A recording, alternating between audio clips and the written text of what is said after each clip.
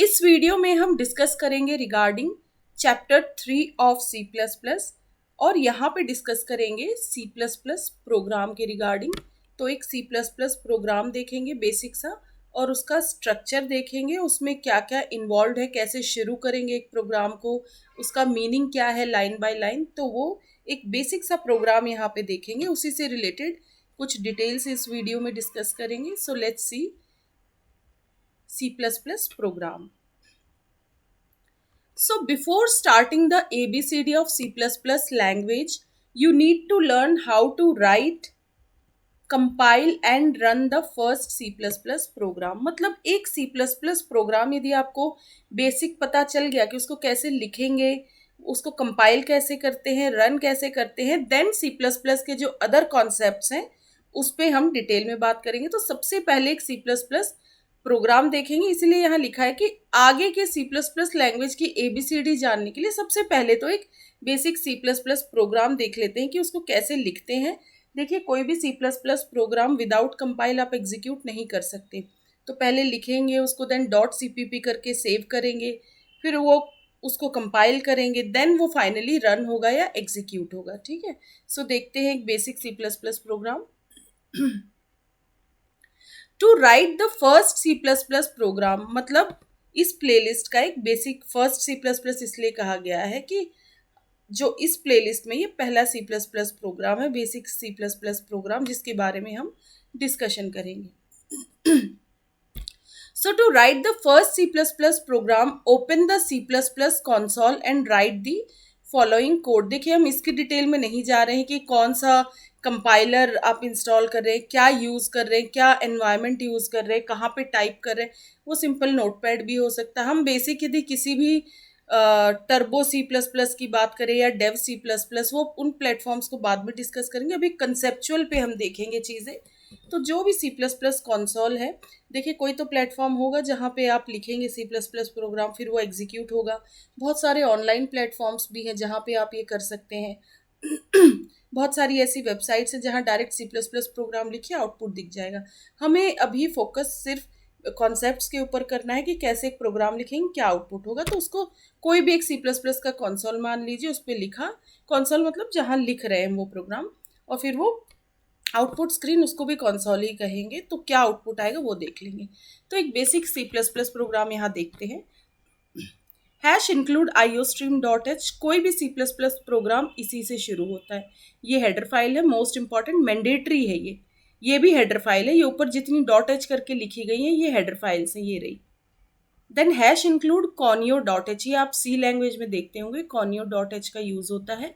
iostream.h basically C++ programme में सबसे mandatory header file है। बाकी यहाँ पे हमने conio.h भी लिख लिया, जो कि मैंडेटरी नहीं है, बट फॉर बेटर प्रोग्रामिंग हमने इसको भी इंक्लूड कर लिया।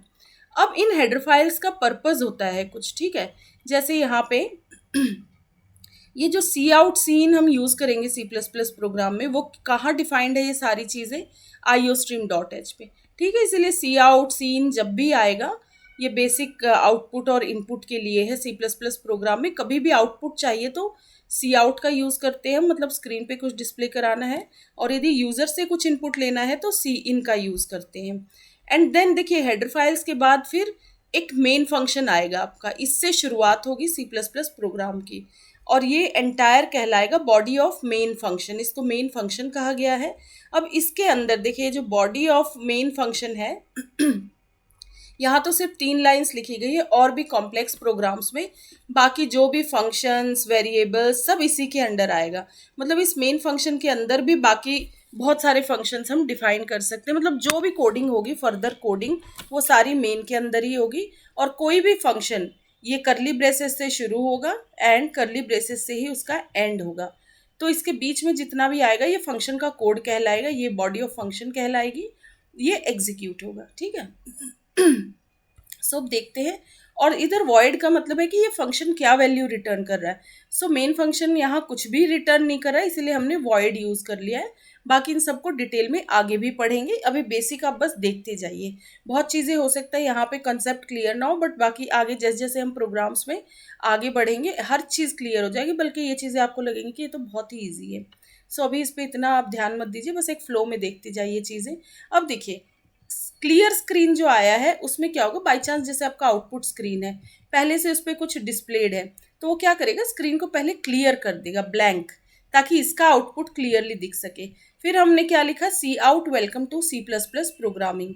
ठीक है, तो आपका डिस्प्ले क्या होगा आउटपुट में, ये तो यहाँ स्क्रीन पे आ जाएगा वेलकम टू, मतलब ये जो भी लिखा है, अभी मैं कंप्लीट नहीं लिख रही, ये जो भी टेक्स्ट है वो यहाँ स्क्रीन पे आ जाएगा as an output. Then get character, ये गेट कैरेक्टर ही यहाँ पे डिफाइंड है, जो कॉनियो डॉट एच है ना यहाँ पे। तो गेट कैरेक्टर का भी हम देखेंगे आगे पर्पस क्या होता है, बाकी ये बेटर कोडिंग के लिए, नहीं भी आप इंक्लूड करेंगे तो भी चलेगा। देन एक होता है यूजिंग नेम स्पेस एसटीडी करके, उस फीचर को भी आगे देखेंगे। सो फिलहाल ये हमने बिल्कुल बेसिक सा लिख लिया प्रोग्राम। अब आगे देखते हैं, इन सब का मीनिंग भी देखेंगे कि आईओ स्ट्रीम डॉट एच क्या है, कॉनियो डॉट एच क्या है।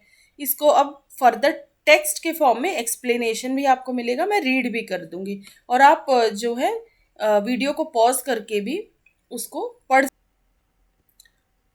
सो अब इस प्रोग्राम का एक्सप्लेनेशन देख लेते हैं लाइन बाय लाइन। तो सबसे पहले है hash include IO stream dot h.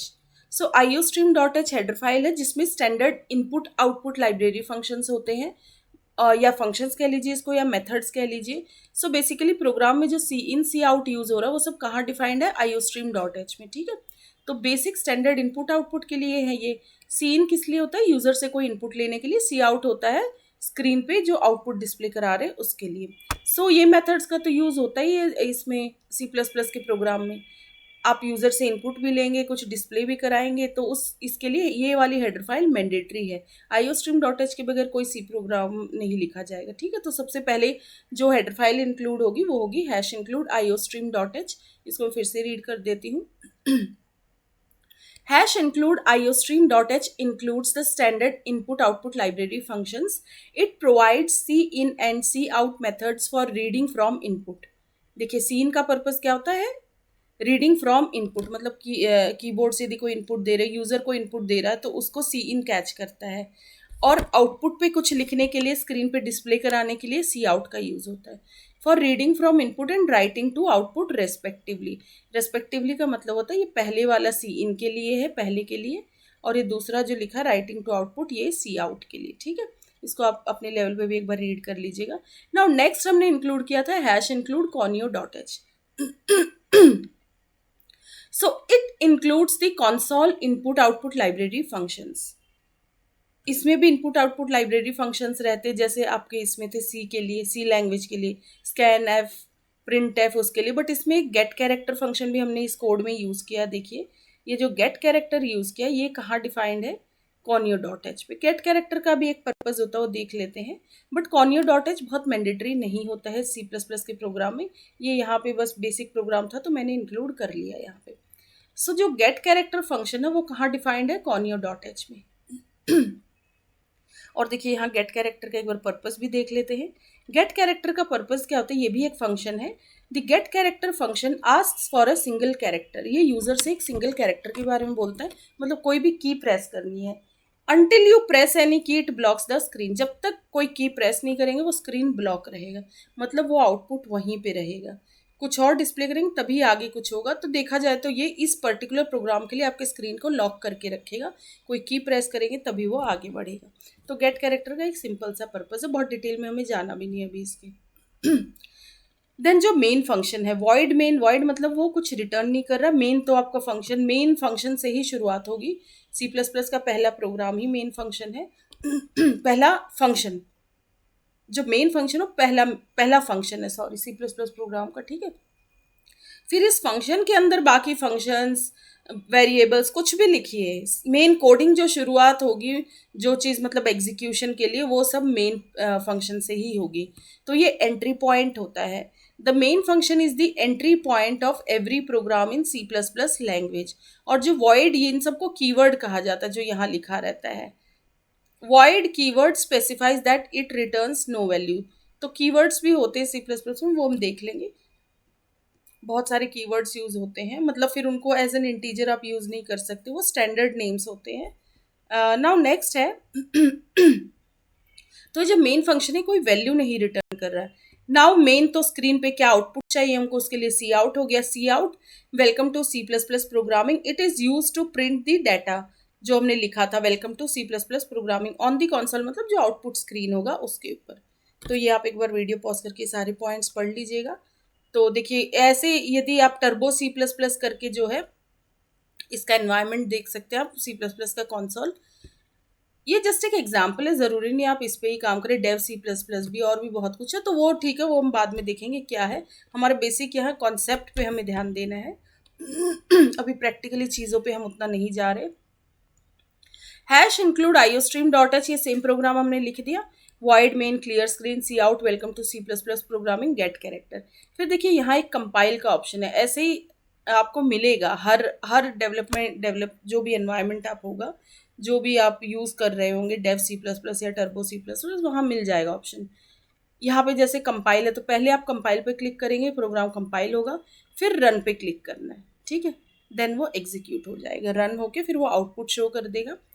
So output आपका स्क्रीन पे ये डिस्प्ले हो जाएगा, welcome to C plus plus programming, simple सा आउटपुट, ठीक है। ये वाली चीज़। अब C plus plus basic input output के बारे में जान लेते हैं हम कि ये क्या चीज़ होती है। जो सी इन सी आउट है ना, उसमें क्या बेसिक चीज़ों का यूज़ होता है वो देख लेते हैं। C plus plus input output operation uses the stream concept. ये किसका कॉन्सेप्ट यूज़ करते हैं? स्ट्रीम का। मतलब एक लेटर बाय लेटर या एक बाइट बाय बाइट वैसे नहीं जाएगा, एक फ्लो में डाटा जाएगा।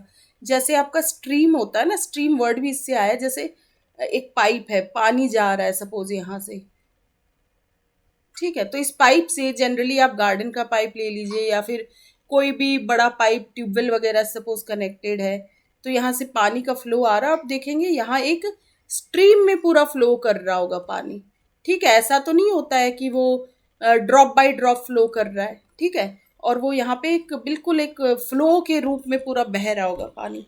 इस फ्लो को कहा जाता है स्ट्रीम। तो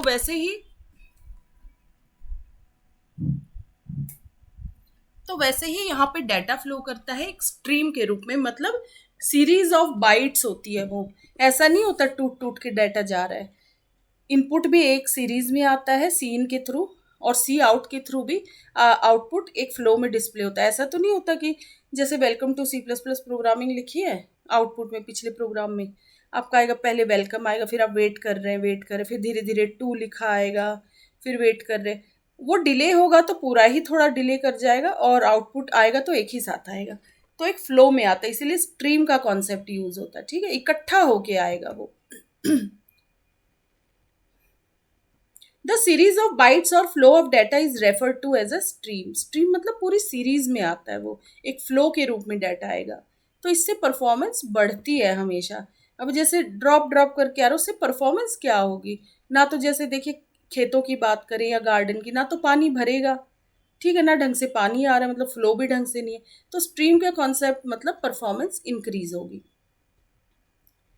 If bytes are transferred from main memory to a device like a printer,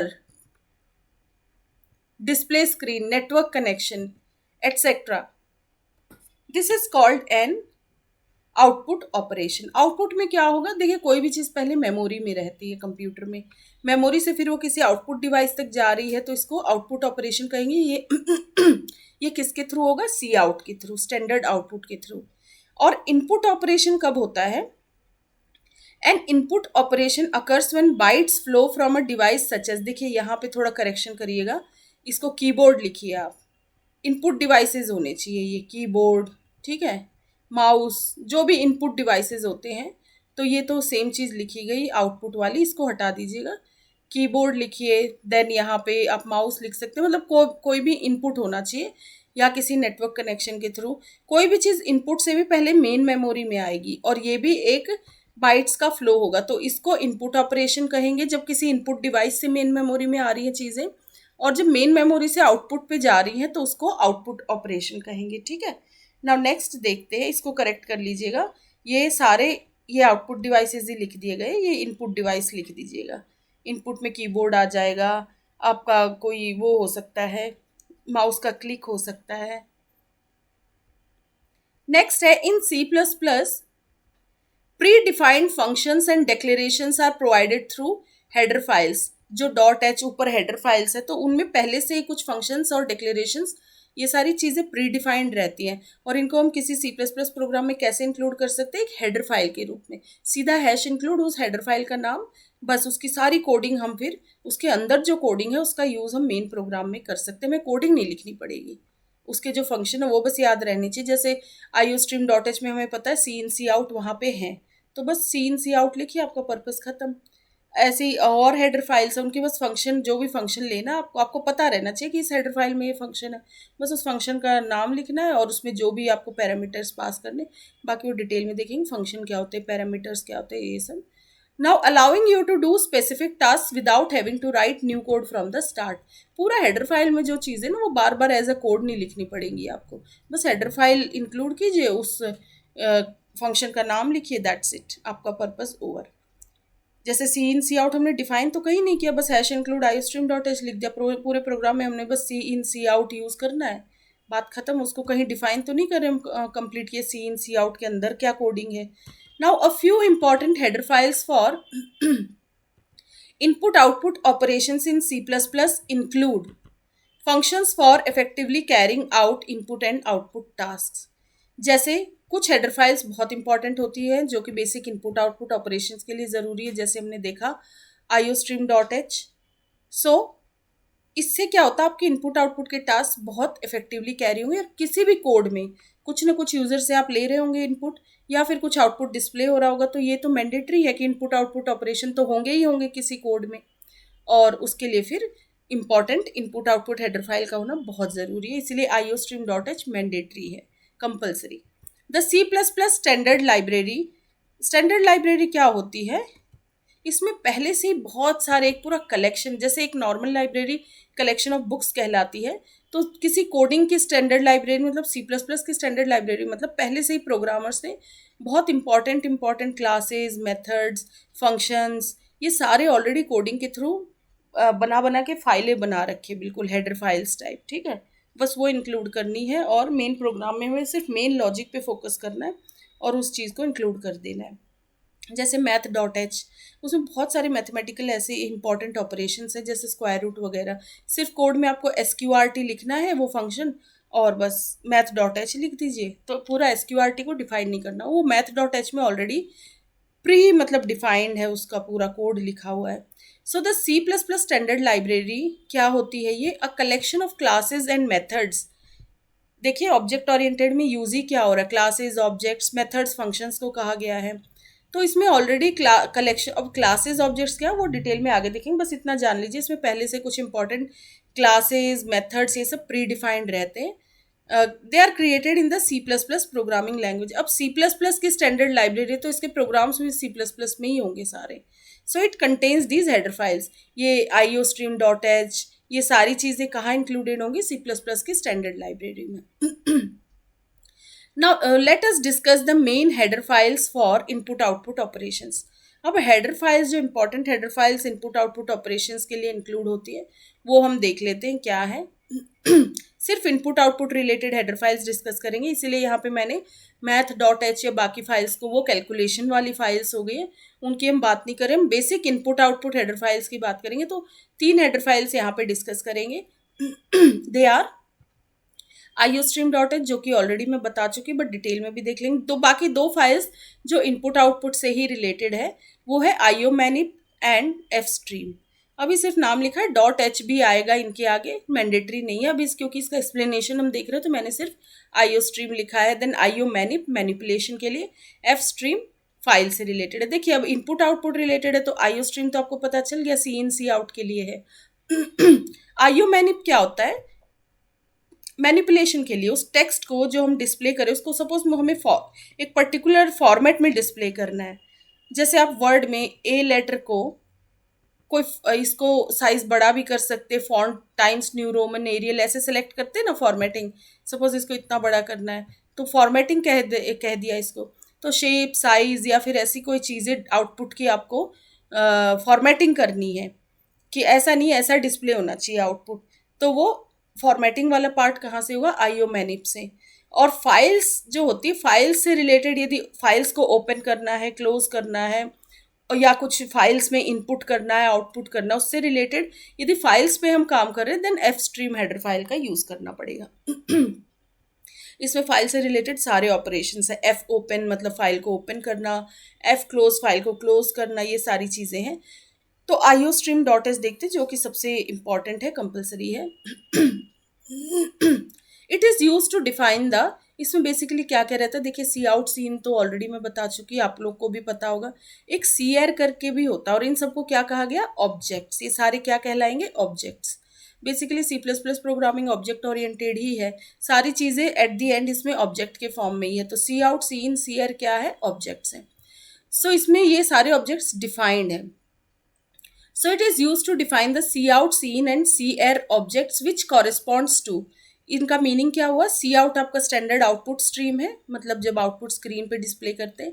सी इन को कहेंगे स्टैंडर्ड इनपुट स्ट्रीम, मतलब कीबोर्ड या माउस, मतलब यूजर से जब कोई इनपुट लेते हैं तो सी इन के थ्रू लेते हैं। और सी एर होता है, कई बार इमीडिएट कोई एरर डिस्प्ले करना पड़ता है तो सी एर को कहेंगे स्टैंडर्ड एरर स्ट्रीम। तो सी आउट ये आउटपुट स्ट्रीम हो गई, ये इनपुट और ये एरर के लिए है। नाउ आईओ मैनिप क्या है, it is use to declare services useful for performing, formatted input output चाहिए तो उसके लिए आईओ मैनिप है। और कुछ फंक्शंस की बात करें तो वो जैसे सेट प्रेसिशन, सेट डब्ल्यू, इनका यूज होगा। सेट प्रेसिशन से रिलेटेड एक प्रोग्राम भी हम देखेंगे आगे। देन एफ स्ट्रीम फाइल से रिलेटेड है। It is use to declare services for user controlled file processing, एक यूजर फाइल के ऊपर प्रोसेसिंग कर सकता है एफ स्ट्रीम के थ्रू, कोडिंग के थ्रू ही वो फाइल को ओपन करेगा, फिर उसमें कुछ लिखना है वो भी लिख सकता है, कुछ रीड करना है किसी फाइल से वो भी देख सकता है, फिर फाइनली उस फाइल को क्लोज भी कर सकता है। सो ये बेसिक इनपुट आउटपुट से रिलेटेड मेन हेडर फाइल्स ये हो गई तीन, मतलब हम तीन यही मेन डिस्कस करेंगे। Iostream dot h, iomanip हो गया, डॉट एच अभी बात नहीं करते उसकी, सिर्फ नेम, इनको एक्सप्लेनेशन देख लेंगे। Iostream dot h, iomanip dot h and fstream, आगे डॉट एच हो सकता है। Using name space S T D जो है उसका यूज़ करेंगे तो डॉट एच नहीं लिखना पड़ता है। और using name space S T D क्या है वो भी हम आगे के वीडियोज़ में देखेंगे, या फिर इस वीडियो में भी हो सकता है उसको इंक्लूड करें। ना अब आईओ स्ट्रीम देखते हैं क्या है। IO stream, it is one of the most important header files for input output operations in C++। ये one of the most important header file है input output operations के लिए। It stands for, इसका meaning होता है, इसको कहते हैं सीधा सीधा IO मतलब input output. So input output stream for working with various forms of input output streams. Input output stream से रिलेटेड कोई भी काम करना तो iostream header file include करना ज़रूरी है। The iostream header file includes the classes, इसमें क्या क्या क्लासेस होती है, आई स्ट्रीम क्लासेस होंगी जिसको इनपुट स्ट्रीम कहा गया, ओ स्ट्रीम क्लासेस होंगी output stream, as well as कुछ डेराइव्ड क्लासेस भी होते हैं। क्लासेस, डेराइव्ड क्लासेस क्या होती है, पेरेंट क्लासेस क्या होती है, ये हम आगे क्लासेस के कॉन्सेप्ट में देखेंगे। बस इतना समझ लीजिए, सी प्लस प्लस क्योंकि ऑब्जेक्ट ओरिएंटेड प्रोग्रामिंग लैंग्वेज है तो इसमें फाइनली चीज़ें क्लासेस, ऑब्जेक्ट्स इन्हीं के फॉर्म में होनी है। अब देखिए डेराइव क्लासेस की बात करें तो if stream, of stream, string stream, ये सब भी यूज होता है। दिस हेडर फाइल्स मोस्ट, इसको बहुत डिटेल में नहीं जाना, आपको बस पढ़ लीजिए बेसिक जानकारी के लिए। This header files most typically used classes क्या होती है इसमें, सी इन जिसका हम ज़्यादा यूज करते हैं, standard input, and C out उसको कहते हैं standard output, which allow you to read user input. Cin का काम क्या होता है, यूजर से कोई इनपुट रीड करने का काम होता है, और आउटपुट का, सी आउट का क्या काम होता है, आउटपुट को डिस्प्ले कराना, display output to the console, मतलब वो स्क्रीन जो जहाँ पे आउटपुट डिस्प्ले होगा। एग्जाम्पल देख लेते हैं। आई स्ट्रीम का एक एग्जाम्पल देखते हैं जिसमें सिर्फ हमने आई स्ट्रीम लिखा है। हैश इंक्लूड आई स्ट्रीम, फिर using name space S T D. देखिए using name space S T D का सिर्फ मैं अभी बेसिक पर्पस बता रही हूँ, यहाँ जैसे डॉट एच नहीं लिखना पड़ेगा। और यदि using name space S T D आप नहीं यूज़ करते तो आपको सी आउट में ऐसे लिखना पड़ता है एस टी डी, और फिर ये ऑपरेटर आता ऐसे डबल, इस तरीके से, ठीक है, कुछ इस तरीके से। अभी क्लियरली नहीं आ रही है, मैं आगे भी प्रोग्राम मतलब चार इस तरीके से लिखा रहेगा, तो ये सब बार बार लिखना पड़ता है। और सीधा आप using name space S T D लिख देंगे, मतलब स्टैंडर्ड नेम स्पेस है, इसमें कुछ ऐसी चीज़ें डिफाइंड है कि बार बार आपको लिखना नहीं पड़ेगा प्रोग्राम में। जैसे आईओ स्ट्रीम डॉट एच हट जाएगा अपने आप, सिंपल लिखेंगे तो भी अंडरस्टूड रहेगा, वो डॉट एच ऑलरेडी यहाँ स्टैंडर्ड में डिफाइंड रहेगा। नाउ तो ठीक है, ये एक बेटर कोडिंग प्रैक्टिस होती है यूजिंग नेमस्पेस एसटीडी। इसको डिटेल में भी आगे देखेंगे हम थ्रू कोडिंग, अभी फिलहाल के लिए इतना जान लीजिए काफ़ी है। नाउ हम देखेंगे प्रोग्राम, जैसे अब इस एसटीडी को हटा दीजिए, इस पर ध्यान मत दीजिए।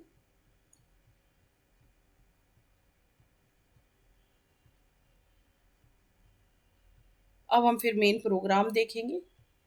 तो इंट मेन प्रोग्राम की शुरुआत कहाँ से होगी? ये देखिए मेन से, मेन प्रोग्राम इसी से शुरू होगा। यहाँ वैल्यू क्या रिटर्न हो रही, कौन से कीवर्ड का यूज़ किया हमने? इंट। पहले वॉइड यूज़ था, पर यहाँ वैल्यू रिटर्न हो रही है। ये मेन फंक्शन क्या वैल्यू रिटर्न कर रहा है? ज़ीरो। ज़ीरो ऐसे जनरल हमने ले लिया, क्योंकि ये पूरा हम इंटीजर वैल्यूज़ पे काम करेंगे इसमें। इस पर भी अभी डिटेल में मत जाइए क्या रिटर्न करे क्या नहीं, बस इंट इसलिए है कि ये फंक्शन रिटर्न एक ज़ीरो भी कोई वैल्यू हो गई है ना, तो इसलिए इसको इंट कह दिया गया है। सो इंट मेन, फिर हम एक इंटीजर वेरिएबल लेंगे, उसको इस तरीके से लिखा जाता है कि एक्स नाम का एक वेरिएबल है, इंटीजर टाइप का है वो। नाउ सी आउट मतलब इसमें इंटीजर वैल्यू ही एंटर कर सकता है यूज़र। हम सी आउट पे पहले आउटपुट स्क्रीन पे हम पूछेंगे यूज़र से कि एक नंबर टाइप करो, तो स्क्रीन पे क्या डिस्प्ले होके आएगा? Type a number. फिर वो वेट करेगा, देखिए type a number and press enter. अब टाइप अ नंबर पूछेगा, आपने सपोज 5 या 10 एंटर कर दिया, सपोज ऐसे इधर यहाँ क्या लिखा आया था? टाइप अ नंबर करके इधर लिखा था, यूजर ने 10 कर दिया, फिर वो एंटर कर देगा। एंटर करते ही नेक्स्ट सी आउट डिस्प्ले हो जाएगा। तो सी इन के थ्रू वो एक्स की वैल्यू ले ली यूजर से। Gate user input from the keyboard, अब फिर से डिस्प्ले कराएंगे एक्स की value. Your number is, output के लिए फिर इस तरीके से हम लिखेंगे, एक्स को बाहर लिखेंगे हम, इसके अंदर लिखेंगे तो सीधा एक्स लिखा हुआ आएगा, ये डबल इन्वर्टेड कॉमास के अंदर यदि लिखेंगे तो, और बाहर लिखेंगे तो दैट मीन्स वो एक्स नहीं लिखेगा, वो एक्स के अंदर जो वैल्यू है उसको टाइप करेगा। तो जो यूज़र ने एक्स में वैल्यू दी थी वही वहाँ टाइप हो जाएगी। यूज़र ने सपोज 10 दिया था, तो डिस्प्ले होके क्या आएगा? Your number is 10। ठीक है, तो इनपुट के लिए सी इन लिया गया है, आउटपुट के लिए सी आउट। तो पहले सी आउट में क्या, वो यूज़र से पूछ रहा है कि एक नंबर टाइप करो। यूज़र ने एक्स करके मतलब एक्स में 10 टाइप कर दिया, तो एक्स के अंदर कौन सी वैल्यू आ गई? 10। अब वो फिर से डिस्प्ले कराना चाह रहे हैं कि क्या नंबर है। सो योर नंबर इज, फिर एक्स को ऐसे लिख दिया, तो एक्स में जो भी वैल्यू है वो डिस्प्ले हो जाएगी। एक्स में वैल्यू 10 है। तो कैसे सी इन सी आउट ये सब कहाँ डिफाइंड है? आईओ स्ट्रीम में। तो ठीक है, ये आईओ स्ट्रीम हेडर फाइल का एक प्रोग्राम हमने देख लिया। इसका आउटपुट देखिए, वो पहले टाइप पर नंबर पूछेगा, फिर यहाँ वेट करेगा, यूज़र ने 10 वो कर दिया, फिर एंटर प्रेस कर दिया, तो ये आउटपुट आ गया। योर नंबर इज, एक्स में क्या वैल्यू आई? 10। यही 10 आई थी एक्स में, यही फिर डिस्प्ले हो गई। एक्स तो नहीं लिखा आया, क्योंकि एक्स नहीं लिखा आएगा, यहाँ हमने एक्स अलग से लिखा है। इसी के अंदर एक्स लिखते तो वो लिखता है your number is x, but हमने इन्वर्टेड कॉमास के, देखिए इन्वर्टेड इन कॉमास के अंदर कुछ आता है तो वो एग्जैक्टली वही लिखेगा जो आपने लिखा है, बट हमें तो एक्स की वैल्यू टाइप करानी है ना, तो वो इस तरीके से अलग से लिखना होगा। तो यहाँ पे एक्स नहीं लिखा आएगा, एक्स के अंदर की वैल्यू डिस्प्ले होगी। ठीक है, अब वो आईओ स्ट्रीम हो गया। अब आईओ मैनिप देख लेते हैं। आईओ मैनिप में क्या है? This header file stands for input output manipulation, मतलब फॉर्मेटिंग के लिए उसको इनपुट आउटपुट को हम मैनिपुलेट कर रहे हैं, कुछ चेंजेस कर रहे हैं अपने लेवल पे। It provides tools to format input and output, input output को फॉर्मेट करने के कुछ टूल्स अवेलेबल है इसमें। It allows you to modify the output का अलाइनमेंट कैसा होगा, मतलब लेफ्ट राइट ये सब, जो विड्थ कितनी होनी चाहिए, प्रेसिशन क्या होना चाहिए, and other formatting features of the input output. जैसे कुछ यदि फंक्शंस की बात करें इसके, तो सेट डब्लू, सेट प्रेसिशन, फिर फिक्स्ड लेफ्ट राइट, ठीक है, and other regularly use functions are, ये अभी यहाँ पे लिस्टेड नहीं है, इसको कभी और देखेंगे, इसको ऑमिट कर दीजिए। अभी बस इतना याद रखिए कि ये कुछ इंपॉर्टेंट फंक्शंस हैं, बाकी भी फंक्शंस हैं, अभी फिलहाल के लिए आप इतना याद रखिए। It is specially handy for presenting, मतलब डाटा को फॉर्मेट करने का क्या मतलब होता है? डाटा को किसी रूप में प्रेजेंट करना। आप वर्ड में फॉर्मेटिंग करते हैं तो क्या और उस चीज़ को और सुंदर दिखाने के लिए ना, कि ऐसा अलाइनमेंट होना चाहिए, इतना बड़ा फॉन्ट दिखना चाहिए, इस स्टाइल में दिखना चाहिए, ये कलर होना चाहिए। तो वैसे ही यहाँ भी इनपुट आउटपुट को एक स्पेशल फॉर्मेट में हम देखना चाह रहे हैं, तो उसके लिए आईओ मैनिप होता है। एक एग्जांपल देख लेते हैं। देखिए इसमें एक फंक्शन हमने यूज़ किया सेट प्रेसिशन, ये सब आईओ मैनिप में। तो सेट प्रेसिशन का यूज़ थ्रू कोड हम देखेंगे कि ये क्या होता है। जैसे हैश इंक्लूड आईओ स्ट्रीम तो आएगा ही मैंडेटरी, फिर हैश इंक्लूड आईओ मैनिप, ये वाली हेडर फाइल भी ले ली हमने। अब यूजिंग नेम स्पेस एस लिख दिया तो डॉट एच लिखने की ज़रूरत ही नहीं है, देन वही मेन फंक्शन हो गया, इंटीजर वैल्यू रिटर्न कर रहा हो, मतलब रिटर्न 0 आ गया यहाँ। फिर हम एक वेरिएबल लेंगे पाई करके, पाई की वैल्यू होती है 3.14159। और ये किस टाइप का वेरिएबल माना जाएगा, देखिए एक होता है इंट, एक होता है फ्लोट, टाइप्स ऑफ वेरिएबल्स भी आगे देखेंगे, बट अभी मैं जनरल बता रही हूँ। यहाँ डबल क्यों आया है, जब डेसिमल के बाद बहुत डिजिट्स होते हैं तो हम जनरली क्या लेते हैं, डबल, ठीक है, और डेसिमल के बाद थोड़े डिजिट है तो फ्लोट ले लेते हैं, और नॉर्मल इंटीजर के लिए इंट हो गया। तो इंट, फ्लोट, डबल तो समझ आ गया, बाकी हम आगे देखेंगे। तो ये पाई किस टाइप का वेरिएबल है, डबल टाइप का, इसलिए डबल लिखा है। डबल पाई इक्वल टू, इसमें वैल्यू क्या हो गई, 3.14159। हमें हर वेरिएबल के आगे स्पेसिफाई करना पड़ता है कि वो किस टाइप का है, मतलब सी प्लस प्लस लैंग्वेज में ज़रूर, हर लैंग्वेज में ज़रूरी नहीं होता है लिखना, बट सी प्लस प्लस में ज़रूरी है। तो ये हो गया। सपोज हमें पाई की वैल्यू डिस्प्ले करानी है, और हम चाहते हैं कि ये पूरा ना डिस्प्ले होके सिर्फ डेसिमल के बाद के 2 डिजिट डिस्प्ले हो, मतलब आपका आउटपुट क्या है पाई में, 3.14। तो इसमें हम क्या करेंगे, सेट प्रेसिशन फंक्शन यूज़ करेंगे और 2 वैल्यू दे देंगे, मतलब वो डेसिमल के बाद सिर्फ 2 वैल्यू लेगा और उसको डिस्प्ले कर देगा। तो सी आउट, फिर फिक्स्ड कर दिया है, फिक्स्ड अभी मत जाइए डिटेल में, वो बस आउटपुट के लिए है।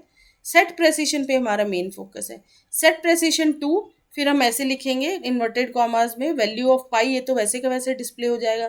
फिर हमने इस तरीके से पाई लिख दिया, और एंड एल मतलब लाइन यहाँ एंड हो जाएगी, सीधा नेक्स्ट लाइन पे आ जाएगी।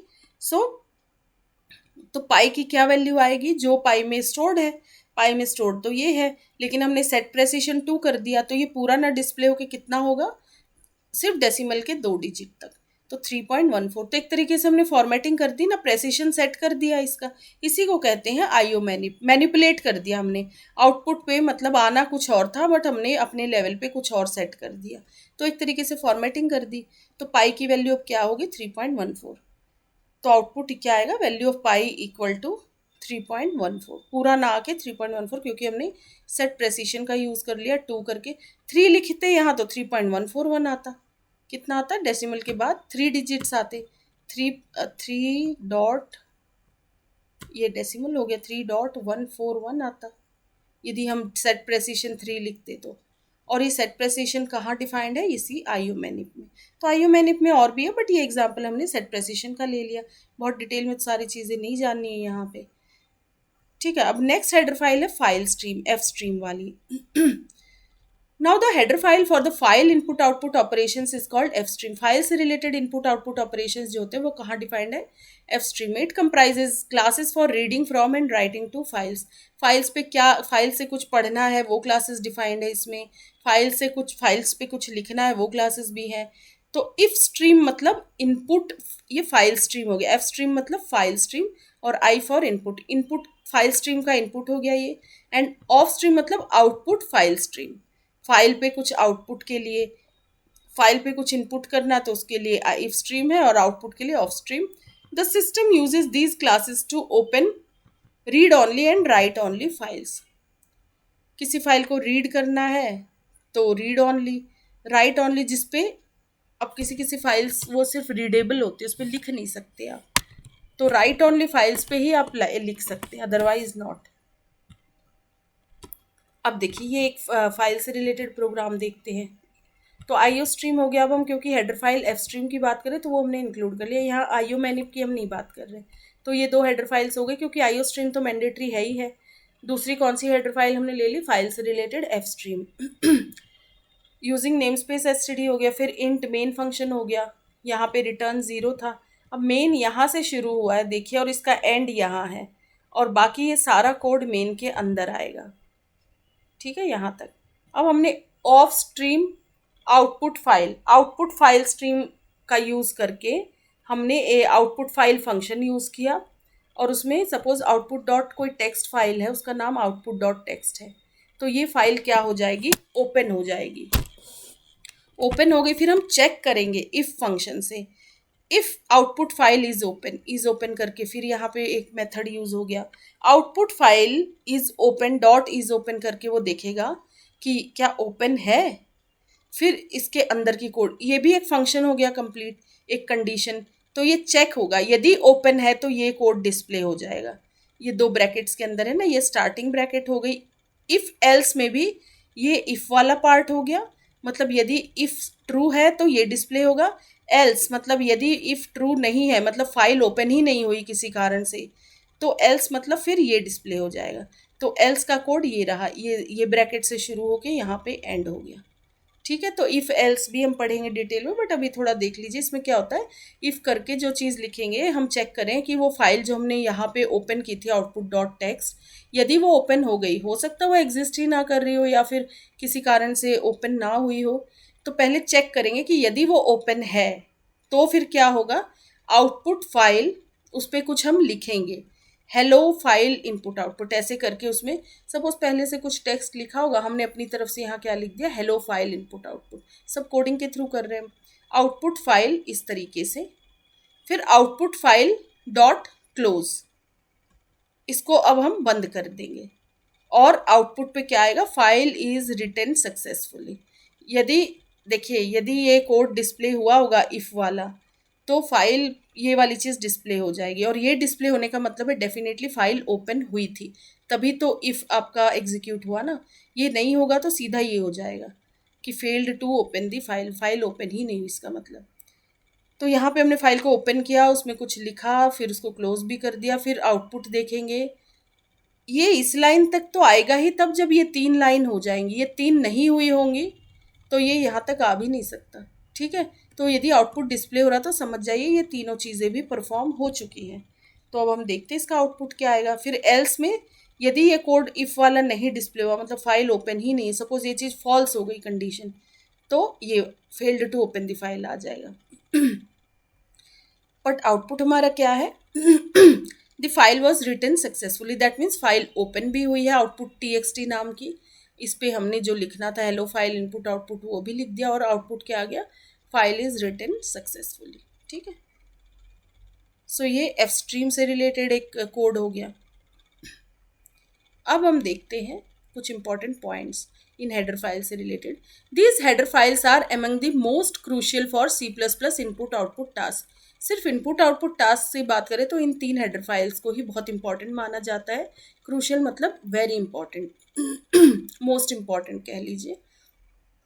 कौन कौन सी हो गई, IO stream, IO manip and F stream. Each one has a specific purpose and offers the tools necessary to successfully manage tasks involving input output से related। इस पे important सारे tools जो है already defined है और specific purpose है हर चीज़ का। Whether it is interacting with the, या तो console से interact करते वक्त, मतलब जो basic input output के लिए मतलब वो IO stream जो हो गया, C in C out। formatting output मतलब आउटपुट फॉर्मेट करने के लिए, जैसे हमने सेट प्रेसिशन वगैरह का यूज़ किया था IO मैनिप का। और working with files, working with files के लिए कौन सी हेडर फाइल थी, F stream. Now next point देखते हैं, in C++ we frequently use, फिर यूजिंग नेम स्पेस STD का जो यूज़ हुआ इसका पर्पस देख लेते हैं। In C++ we frequently use using name space STD after the header files. Header files के बाद हम इसका यूज़ करते हैं यूजिंग नेम स्पेस STD का। The namespace STD statement is frequently used in C++ to streamline the code when working with standard library components। ठीक है, इसको क्या, कोड को स्ट्रीमलाइन करने के लिए जब कुछ स्टैंडर्ड लाइब्रेरी कंपोनेंट्स का यूज़ होता है बार बार प्रोग्राम में, तो हमें बार बार STD नहीं यूज़ करना पड़ेगा। कुछ चीज़ें ऑमिट हो जाती हैं, सीधा नेम स्पेस यूज़ कर लो। तो STD में कुछ ऐसी चीज़ें डिफाइंड है जो मैंने कहा ही था, .h रिमूव हो जाएगा, फिर C आउट, C इन के आगे STD लिखना नहीं पड़ेगा। और भी कुछ ऐसे कंपोनेंट्स हैं जो बार बार आपको नहीं लिखने पड़ेंगे। बाकी इसके बहुत डिटेल में भी मत जाइए, बट एक बेटर कोडिंग प्रैक्टिस के लिए यूजिंग नेम स्पेस STD का यूज़ होता है। Let's examine this statements function and application in more detail. But एक हल्का सा हम एक एग्जाम्पल देख लेते हैं इससे related. A namespace is a technique for grouping similar identifiers। कुछ सिमिलर आइडेंटिफायर्स हैं, क्लासेस, फंक्शंस, वेरिएबल्स, उन सबको STD में हम डिफाइन कर देते हैं। टू प्रिवेंट नेमिंग कॉन्फ्लिक्ट्स, ताकि नेम की कोई कॉन्फ्लिक्ट ना आए, STD में ऑलरेडी वो डिफाइंड है। The C++ standard library provides its part such as C in C out under the standard namespace। बस इसको भी बहुत डिटेल में नहीं जाना क्योंकि थोड़ा कॉम्प्लिकेट हो सकता है इसमें, क्योंकि मैंने ना अभी तक आपको क्लासेस एक्सप्लेन किए ना फंक्शंस वेरिएबल्स। बस जो मैंने एक्सप्लेन किया कि सी इन सी आउट के आगे एस टी डी और वो चार जो डॉट्स थे उस तरीके से आपको लिखना पड़ेगा, वो नहीं लिखना पड़ेगा बार बार। Using name space S T D लिखते ही सीधा सी इन सी आउट लिखेंगे आप, और बाकी हेडर फाइल्स में भी डॉट एच लिखने की जरूरत नहीं है बार बार। Now the term standard is shortened to, standard को एस टी डी कहा गया है। तो एक्चुअली ये STD standard library, C plus plus की स्टैंडर्ड लाइब्रेरी के ही कुछ पोर्शंस जो है उसके लिए यूज़ किया गया। तो स्टैंडर्ड लाइब्रेरी में का कुछ पार्ट कह लीजिए, वो नेम स्पेस के थ्रू हम एसटीडी कीवर्ड का यूज़ करके इसको यूज़ कर रहे हैं। The term standard is short and to STD and all elements of, और जितनी भी स्टैंडर्ड लाइब्रेरी की कुछ इंपॉर्टेंट एलिमेंट्स है वो सब इस एसटीडी में इन्वॉल्व है, मतलब इंक्लूडेड है। By doing this name conflicts with identifier setup in your code are reduced. Name conflict, कभी सेम नेम का कहीं यूज़ हो जाए जो ऑलरेडी स्टैंडर्ड लाइब्रेरी में, तो एसटीडी का name using name space STD से वो कॉन्फ्लिक्ट दूर हो जाएगा। ठीक है, इसको भी डिटेल में अभी मत जाइए। Now let's talk about why using name space STD statement is used. अब देखिए कैसे हम सपोज नेम स्पेस को ऑमिट कर दे तो फिर कोड क्या लिखना पड़ेगा हमको। You might see some C plus plus programs that runs without the standard name space library. यदि आप स्टैंडर्ड नेम स्पेस लाइब्रेरी का यूज़ नहीं करेंगे, जैसे the using name space S T D line can be omitted, suppose हमने नहीं लिखा और इसके बजाय हमें एस टी डी कीवर्ड का यूज़ करना पड़ेगा, फॉलोड बाय ये वाला ऑपरेटर यूज़ करना पड़ेगा उसके साथ, फॉर सम कुछ ऑब्जेक्ट्स के लिए मैंडेटरी यूज़ करना पड़ेगा। वैसे तो नॉर्मल कोडिंग में फॉर अंडरस्टैंडिंग हम कई बार नेम स्पेस भी नहीं लिखते और ये वाली चीज़ भी नहीं लिखते, वो सिर्फ अंडरस्टैंडिंग के लिए, बट जनरली ऐसे ही होगा। हैश इंक्लूड आईओ स्ट्रीम, फिर आपने देखिए डॉट एच भी नहीं लिखा यहाँ पे, यदि name space S T D नहीं है तो डॉट एच लिखना पड़ेगा। नाउ इंट मेन, फिर सी आउट में यदि name space S T D नहीं लिखा तो सी आउट में ये एस टी डी इस तरीके से लिखना पड़ेगा, एस टी डी फिर ये चार डॉट्स इस तरीके से, ये वाला ऑपरेटर यूज़ होगा साथ में, फिर जो भी आपको आउटपुट करना है रिटर्न 0। ठीक है, ये बेसिक जो है इसका प्रोग्राम का वो है तरीका, तो इसीलिए कहते हैं बेटर प्रोग्रामिंग प्रैक्टिस के लिए आप using name space S T D लिख दीजिए। समटाइम्स कंपाइलर्स चीज़ों को समझ जाते तो एस टी डी भी नहीं लिखना पड़ता, नेम स्पेस भी मत लिखिए, समटाइम्स वो रन कर जाता है, बट एक नॉर्मल बेटर कोडिंग के लिए मैं बार बार कह रही हूँ कि name space S T D का यूज़ कर लेना चाहिए। तो हेलो वर्ल्ड देखिए आउटपुट आ गया, और नेम स्पेस यूज़ कर लेते तो ये एस टी डी वगैरह कुछ नहीं लिखना पड़ता आपको। As you can see, using the namespace std statement allows you to omit the ये std prefix जो cout के आगे यूज़ किया, std prefix when accessing standard library components। Standard library components को एक्सेस करते वक्त ये एस टी डी प्रीफिक्स का जो यूज़ किया था हमने, मतलब सी आउट के आगे या सी इन के आगे कभी भी यूज़ करेंगे तो ये नहीं लिखना पड़ेगा यदि आप name space S T D लिख देते हैं तो शॉर्टर हो जाएगा आपका कोड, रीडेबल हो जाएगा। It makes your code shorter and more readable as you don't have to repeat. जितनी बार सी आउट सीन आएगा आप क्या एस टी डी लिखते रहेंगे, इससे अच्छा ऊपर एक बार लिख दीजिए using name space S T D. So using name space S T D करने से क्या होता है, it makes your code shorter and more readable as you don't have to repeat std before each standard library identifier। standard library identifiers ही होते हैं सी in C out, ऐसी बहुत सारी चीज़ें, उनके आगे बार बार std नहीं यूज़ करना पड़ेगा आपको। Now input output library header files देख लेते हैं, जो basic C out C in का हम यूज़ कर रहे हैं। तो स्टैंडर्ड आउटपुट स्ट्रीम के लिए किसका यूज़ कर रहे हैं हम, सी आउट का। The C out object is an O stream class में डिफाइंड है, और ये ओ स्ट्रीम ये क्लास कहाँ पे है, कौन सी हेडर फाइल में, आई ओ स्ट्रीम में। ओ स्ट्रीम क्लास का ही ये ऑब्जेक्ट है C out, so it is an O stream. और सी इन किसका ऑब्जेक्ट है, आई स्ट्रीम का, इनपुट स्ट्रीम का। C out object is an O stream class predefined object है ये C out. It is connected to the, ये standard output device से already connected, इसलिए आप सी आउट में कुछ भी लिखेंगे तो वो आउटपुट डिवाइस पे डिस्प्ले होता है। It is connected to the standard output device which is usually जनरली जो डिस्प्ले स्क्रीन मॉनिटर हो गया आपका, वो स्टैंडर्ड आउटपुट डिवाइस की बात हो रही है। The C out is use in combination with the stream insertion operator. इस ऑपरेटर को क्या कहते हैं हम, insertion operator, to show the output on the console. Output पे कॉन्सोल वो करने के लिए इंसर्शन ऑपरेटर है। और इनपुट में क्या ऑपरेटर यूज़ होता है, इनपुट में इसका यूज़ होता है, सी इन करके हम ऐसे लिखते हैं सी इन, इनपुट में सी इन यूज़ होगा, सी इन आपका इनपुट स्ट्रीम हो गया, मतलब आई स्ट्रीम, यहाँ ओ स्ट्रीम क्लास थी, वो आई स्ट्रीम क्लास में ऑब्जेक्ट डिफाइंड है सी इन। और ये सी आउट के साथ इंसर्शन ऑपरेटर है, और वो कौन सा होगा, एक्सट्रैक्शन ऑपरेटर, मतलब हम यूजर से कुछ एक्सट्रैक्ट कर रहे हैं, कुछ ले रहे हैं। और इंसर्शन मतलब आउटपुट पे कुछ इंसर्ट कर रहे हैं, डिस्प्ले करना हमको। तो पहले सी आउट देख लेते हैं, इसका एक example. Let's see the simple example of a standard output stream. C out का example, hash include IO stream, फिर using name space STD int main function हो गया। फिर कैरेक्टर, सपोज एक एरे, अब एरे भी डिटेल में पढ़ेंगे, अभी बस आप जान लीजिए एरे करके, और हमने इस तरीके से लिख दिया है ARY। और क्योंकि एरे में बहुत सारे कैरेक्टर्स होते हैं तो हमने इसको इस तरीके से कुछ ब्रैकेट्स क्लोज कर दी। ये अपने आप ले लेगा कितने भी कैरेक्टर्स हैं, ये सारे कैरेक्टर्स इसके अंदर आएंगे एरे में। और ये कैरेक्टर टाइप का, क्योंकि कैरेक्टर्स ले रहा है ये कैरेक्टर एरे ARY, और ऐसे ब्रैकेट्स यूज़ कर ली। फिर वेलकम टू C++ ट्यूटोरियल। फिर जहाँ भी एरे लिखेंगे ARY, तो ये क्या डिस्प्ले होगा, एरे के अंदर क्या है, वेलकम टू C++ ट्यूटोरियल, ये पूरा डिस्प्ले हो जाएगा। बार बार आपको वेलकम टू ये नहीं आउटपुट करना पड़ेगा, इसको हमने एरे में डाल दिया और फिर सीधा ARY को डिस्प्ले करा देंगे। फिर आउटपुट में हम क्या करेंगे, वैल्यू ऑफ ARY इज़, फिर ARY इज़ की वैल्यू के लिए सीधा आप ARY लिखिए, तो ARY में जो स्टोर्ड है वो डिस्प्ले हो जाएगा। ARY में क्या स्टोर्ड है, वेलकम टू C++ ट्यूटोरियल। फिर एंड लाइन मतलब नेक्स्ट लाइन पे आ जाएगा, लाइन एंड हो जाएगी। आउटपुट क्या आएगा, value of array is, array में क्या स्टोर्ड है, वेलकम टू C++ ट्यूटोरियल। ठीक है। और यहाँ क्योंकि ये कैरेक्टर्स हैं तो कैरेक्टर यहाँ पे कीवर्ड का यूज़ हुआ है। इंटीजर होता तो इंट x इक्वल टू 2 होता, तो क्योंकि 2 एक इंटीजर वैल्यू हो गई और x एक इंटीजर वेरिएबल, इसलिए INT। 2.12 होता तो फ्लोट यूज़ करते। अब पाई में जैसे 3.1459 जो भी वैल्यू थी, डेसिमल के बाद ज़्यादा डिजिट्स हैं तो फिर हम डबल का यूज़ कर लेते हैं। तो ये क्योंकि कैरेक्टर है तो हमने कैरेक्टर वेरिएबल का यूज़ किया, बाकी वेरिएबल्स को डिटेल में भी देखेंगे हम। फिलहाल सी आउट देख लिया हमने, स्टैंडर्ड आउटपुट स्ट्रीम। अब स्टैंडर्ड इनपुट स्ट्रीम देखेंगे, C in. The C in is a pre defined object of, ये आई स्ट्रीम क्लास में डिफाइंड है, जैसे सी आउट किस क्लास में था, ओ स्ट्रीम में, ये आई स्ट्रीम क्लास में डिफाइंड है और ये आई स्ट्रीम क्लास का ऑब्जेक्ट होता है।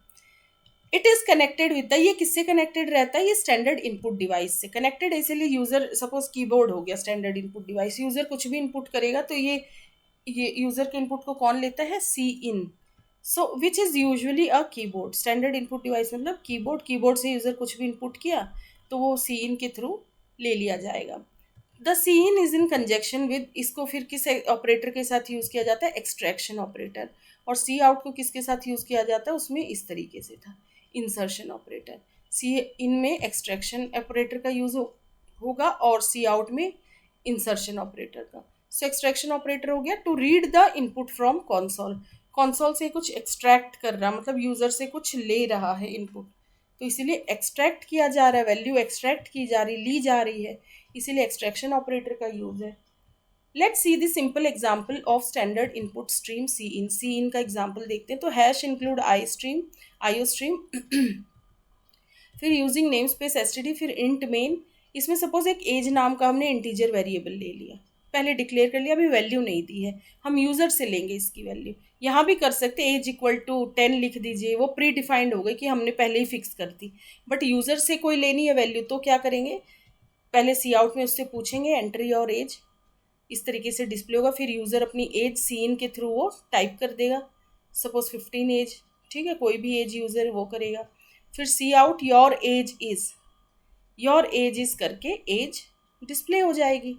एंट्री योर एज पहले पूछेगा, ठीक है, यहाँ पे पहली लाइन में क्या आएगा, एंट्री योर एज, फिर आप एज इनपुट करेंगे जो भी वैल्यू होगी, एंड देन फिर डिस्प्ले करेगा योर एज इज़, फिर एज में क्या वैल्यू आ जाएगी, मतलब यहाँ डिस्प्ले वो होगी जो एज के अंदर वैल्यू, और एज के अंदर कौन सी सीन के थ्रू कौन सी वैल्यू आएगी, जो यूज़र ने इनपुट की होगी, जो भी एज इनपुट की होगी वो डिस्प्ले हो जाएगी। देन एंड एल तो बस जनरली नेक्स्ट लाइन के लिए यूज़ होता है, एंड एल वगैरह भी हम डिटेल में आगे देखेंगे। फिलहाल यहाँ हमारा focus C in C out के ऊपर है। तो देखिए पहले वो पूछेगा एंट्री और एज, सपोज 22 एंटर करी, फिर योर एज इज आएगा, क्या वैल्यू थी इसमें एज में, 22 यूज़र ने इनपुट की, तो एज में जो भी वैल्यू स्टोर्ड है वो आउटपुट में डिस्प्ले हो जाएगी। ठीक है, दोबारा ये प्रोग्राम देख लीजिए अपने लेवल पे, समझिए इसको एक बार से वीडियो पॉज करके, और फिर ये आउटपुट से चेक कर लीजिए। नाउ ये एंड एल का जो यूज़ हो रहा है वो देख लेते हैं। ये लाइन को एंड करने के लिए, ताकि नेक्स्ट लाइन पे आ जाए, तो स्टैंडर्ड एंड लाइन कहते हैं इसको, एंड एल। ये भी एक प्री डिफाइंड ऑब्जेक्ट है, ये भी ओ स्ट्रीम क्लास में यूज होता है। The end L is a pre defined object of O stream class. Output stream में जैसे सी आउट है, वैसे ही एंड एल भी एक ऑब्जेक्ट है ओ स्ट्रीम क्लास का। It is use to insert a new line characters and flushes the stream. ये सीधा न्यू लाइन पे आ जाएगा। Now let's see the simple example of standard end L. जैसे आईओ स्ट्रीम ऐसे लिखा, first line, then using name space STD लिखा आपने, फिर मेन फंक्शन इंट। तो इन सब पे गौर मत कीजिए, बस ये समझ लीजिए ये इंट रिटर्न कर रहा है। फिर ये ब्रेसेस से शुरू होगा, मेन यहाँ क्लोज हो गया। ये मेन का, मेन फंक्शन की मेन जो कोडिंग हो गई, body of program. C out, output screen पे सी प्लस प्लस ट्यूटोरियल आएगा। फिर क्योंकि यहाँ कोई एंड एल नहीं यूज़ किया है, तो ये हेलो आपका उसी लाइन पे सी प्लस प्लस ट्यूटोरियल के साथ में ही हेलो डिस्प्ले हो जाएगा। फिर सी आउट हेलो है, लेकिन हेलो के बाद हमने क्या किया, एंड एल यूज़ कर दिया, तो हेलो के बाद नेक्स्ट लाइन आएगी। और हेलो एवरीवन, एवरीवन के बाद फिर से ऑटोमेटिक नेक्स्ट लाइन। तो कैसा डिस्प्ले होगा ये, देखिए, C plus plus tutorial hello everyone. नहीं, नॉर्मल में वैसे होगा। और देखिए, ये एवरीवन आपका कहाँ पे आ जाएगा, यहाँ पे। इसको आप करेक्ट कर लीजिएगा। ये आउटपुट मैंने इंक्लूड किया हुआ है जब आप एंड एल नहीं यूज़ करेंगे। यदि आप एंड एल नहीं यूज़ करेंगे तो क्या डिस्प्ले होगा, ये एक लाइन में आएंगी सारी चीज़ें, ठीक है। और यदि हम यहाँ एंड एल यूज़ कर ले, सपोज इस पे भी यूज़ कर ले हम, सी प्लस प्लस ट्यूटोरियल पे भी यहाँ एंड एल, तो क्या आएगा, सी प्लस प्लस ट्यूटोरियल, फिर बाद में हेलो डिस्प्ले होगा नेक्स्ट लाइन पे, फिर एवरीवन। और क्योंकि यहाँ हमने एंड एल नहीं यूज़ किया, तो ये कैसे डिस्प्ले होगा, सी प्लस प्लस और हेलो। ये अपने तरीके से आप प्रैक्टिस कर सकते हैं। सी प्लस प्लस हेलो एक साथ आ जाएगा, और ये एवरीवन नेक्स्ट लाइन में चला जाएगा, ठीक है। ये आउटपुट जो है ये उसका है जिसमें आप एंड एल नहीं यूज़ कर रहे हैं। एंड एल नहीं यूज़ करेंगे तो एक साथ डिस्प्ले हो जाएगा, सी प्लस प्लस ट्यूटोरियल फिर हेलो एवरीवन एक ही लाइन में। पर एंड एल से क्या होगा, वो नेक्स्ट लाइन में शिफ्ट हो जाएगा, ठीक है। तो आप लोग कोडिंग जब करेंगे तो एंडल का यूज़ भी करिएगा, और विदाउट एंडल भी, दोनों आउटपुट कंपेयर करिएगा। एंडल का सीधा सा पर्पज़ होता है नेक्स्ट लाइन के लिए। फिर एक देखिए, सी आउट सीन तो हमने देख लिया, एक सी एर करके भी था। इसको स्टैंडर्ड एरर स्ट्रीम कहते हैं, unbuffered standard error stream. Cerr stands for standard error. It is an unbuffered stream. इसमें बफरिंग वगैरह या वेट नहीं किया जाता। कुछ एरर्स ऐसे होते हैं इमीडिएट डिस्प्ले कराने होते हैं, ठीक है। कुछ ऐसे ही, मतलब एकदम से ऐसा खतरा सा एरर सा आ जाता है, immediate errors. So it is an unbuffered stream. Buffering में तो टाइम लगता है, तो ये इमीडिएट डिस्प्ले के लिए होता है, जब इमीडिएटली कोई मैसेज डिस्प्ले करना होता है, कोई ऐसा error. It is an unbuffered stream, meaning that output sent to cerr is immediately displayed on the console without buffering. जब इमीडिएट कुछ एरर डिस्प्ले करना होता है तो उसके लिए सेर का यूज़ होता है। It is typically use for displaying error messages को डिस्प्ले करने के लिए, या डायग्नोस्टिक इन्फॉर्मेशन, मतलब कुछ दिक्कत है उसको ठीक करिए, देखिए इमीडिएटली। ऐसी कोई इन्फॉर्मेशन जब देनी होती है तो सेर का यूज़ करते हैं। उसमें बफरिंग वगैरह, स्ट्रीमिंग का कॉन्सेप्ट नहीं आएगा, इमीडिएट डिस्प्ले होता है। स्ट्रीमिंग में तो थोड़ा सा टाइम लग जाता है। So which need to be displayed immediately to avoid, मतलब कुछ एरर है तो डेफिनेटली उसको इमीडिएट अटेंशन चाहिए। डिले होगा तो काम कैसे चलेगा, तो डिलेज को अवॉइड करने के लिए, बफरिंग में डिले होता है तो बफरिंग की प्रोसेस को ही हटा के इमीडिएट डिस्प्ले हो जाता है वो कंसोल पे। तो अब सेर कैसे यूज़ होता है वो देख लेते हैं। तो आई स्ट्रीम का यूज़ कर लिया हमने, फिर इंट मेन, फिर एस करके। अब यहाँ यदि using name space S use कर लेते आप ऊपर, तो ये एस नहीं लिखना पड़ता, बट हमने नई नेम स्पेस लिखा तो एस ऐसे लिखेंगे। फिर सी एर हो गया, देन दिस इज़ एन एर, ये डिस्प्ले कराना है। और फिर एंड एल के आगे भी एस लिखेंगे, तो आपको पता चला यूजिंग नेम स्पेस एस क्यों यूज़ करते हैं। वरना बार बार जो ये स्टैंडर्ड चीज़ें डिफाइंड आई स्ट्रीम में, सैर हो गया, end L, C in, C out, सबके आगे ऐसे लिखना पड़ेगा। इससे बेहतर आप यहीं सीधा लिख दीजिए, यूजिंग नेम स्पेस एस सो हैश इंक्लूड आई स्ट्रीम, फिर इंट मेन स्टैंडर्ड सैर, this is an error message, S and line हो गई, रिटर्न 0, ठीक है। तो ये आपका ये एरर मैसेज फटाफट से डिस्प्ले हो जाएगा विदाउट बफरिंग, ऐसा कुछ आ जाएगा, this is an error message, ठीक है। तो ये सैर हो गया, तो सीन, सी आउट, सैर, ये हो गया तीनों। अब सी लॉग करके भी एक यूज़ होता है स्टैंडर्ड लॉग के लिए, लेकिन इसमें क्या होता है, ये भी एरर मैसेज की तरह होता है, बट इसमें बफरिंग आ जाती है, बफरिंग किया जाता है इसमें। बफर्ड स्टैंडर्ड एरर स्ट्रीम, जब यदि कोई एरर स्ट्रीम हम विदाउट बफरिंग यूज़ करें तो सैर का यूज़ हो रहा है, लेकिन बफरिंग का यूज़ करें तो उसको सी लॉग कह देते हैं। सी लॉग को स्टैंडर्ड लॉग, उसको एरर ना कह के वो हम स्टैंडर्ड लॉग कह देंगे। Clog means, clog stands for standard log, it is a buffered stream, यहाँ बफरिंग का यूज़ होता है जैसे सी आउट में बफरिंग होती है. It is often use for writing informal और diagnostic messages that are less time sensitive than errors. मतलब एरर, किसी इमीडिएट एरर जितना अटेंशन नहीं चाहिए बट फिर भी ऐसा है कि कोई इंपॉर्टेंट डिस्प्ले करना मैसेज, तो सी लॉग का यूज़ हो जाता है, बट इसमें सी आउट की तरह ही बफरिंग का कॉन्सेप्ट यूज़ होगा. The use of buffering can improve performance when large number of messages display करने हैं या कोई लंबा मैसेज डिस्प्ले करना बट इमीडिएट अटेंशन चाहिए, मतलब है तो वो एरर रिलेटेड ही, तो उसमें फिर बफरिंग का यूज़ कर लिया जाता है. शॉर्ट मैसेजेस के लिए तो सेर भी आ जाएगा विदाउट बफरिंग भी डिस्प्ले, लेकिन कोई बड़ा मैसेज है या लार्ज नंबर ऑफ मैसेजेस है तो उसके लिए क्लॉग का यूज़ हो जाता है. नाउ यूजिंग क्लॉग में वही सेम आई स्ट्रीम हो गया, फिर मेन क्लॉग के आगे एस लिख दिया, फिर this is an informal message and then display हो जाएगा this is an informal message. But concept बस क्या है, सेर में बफरिंग का यूज़ नहीं हुआ, क्लॉग में हुआ है. डिस्प्ले तो आउटपुट नॉर्मल की तरह हो ही जाएगा. So in both examples the output will appear on the console. console पे तो आउटपुट आ ही रहा है. However the main difference between cerr and C log lies in their buffering, उनकी बफरिंग बिहेवियर में डिफरेंस है. Due to its unbuffered nature messages given to cerr are displayed right away.